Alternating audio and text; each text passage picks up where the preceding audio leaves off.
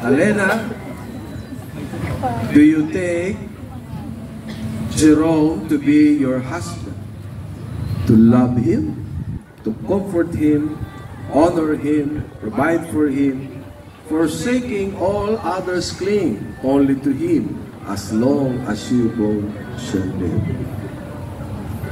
Opo, Pastor. Yes na yes. Okay. So, I know that you have prepared a word, and this is the word, and this is the time.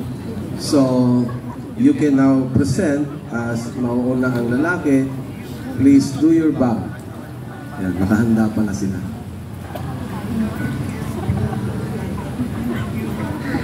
Babu, babe, sa pagtahak natin sa landas ng buhay na ito, ipinapangako ko na maging iyong kasama sa ligaya at lungkot.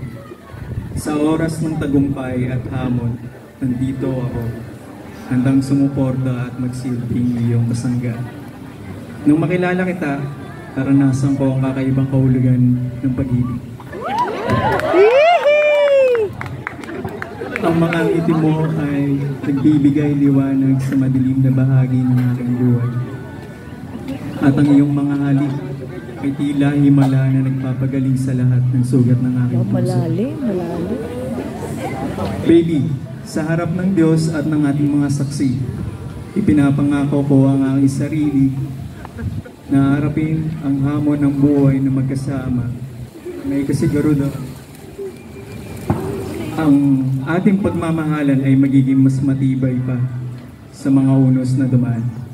Mahal kita na higit pa sa anuman at sa piling mo. Natagpuan ko ang aking tahanan. Handa akong maging iyong kasama sa paglalakbay na ito.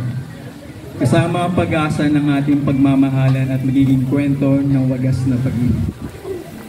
Mahal na mahal kita. At ito ang araw na sinasabi ko sa buong mundo na ikaw ang aking kasama habang buhay. All glory to God. Iyak naman.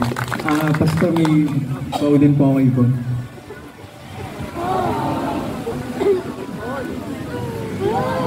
May ano daw? May ano? Bon, aking minamahal na anak. Sa pamamagitan ng mga salitang ito, inilalatag ko ang aking pangako maging mabuting ama sa iyong buhay. Ipinapangako ko ang aking pagmamahal, suporta at pag-unawa sa lahat ng oras. Sa mabuti at masama, sa lungkot at ligaya, kasama ko kayo ng mami mo sa lahat ng hakbang na ating tatahakin. Sa pagmamahal ng Diyos, ako'y magpapatuloy na magmamahal at magiging huwarang ama. Habang buhay, ito ang aking pangako na ibubukas ko sa Diyos. Handa akong maging katuwang mo sa buhay at itataguyod ka sa abot ng aking makakaya. Mahal na mahal ko kayo ng mami mo.